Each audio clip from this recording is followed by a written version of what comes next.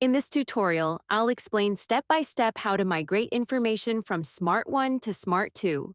From the top menu, access Settings by clicking the gear icon. Then select Migrate from Smart 1. First, select all the data you want to migrate. It is crucial to pay close attention to this field and select all 5 available options if you want all of them, as the migration can only be performed once. It is important to highlight that importing data from Smart Protease 1 will result in the deletion of all data entered into Smart 2 up to the moment of migration. This means that all data currently stored in Smart Protease 2 will be erased during the migration process to make way for the data imported from Smart Protease 1. After selecting the information, confirm your email and password used to log in to Smart 1. Click the blue Migrate Data button.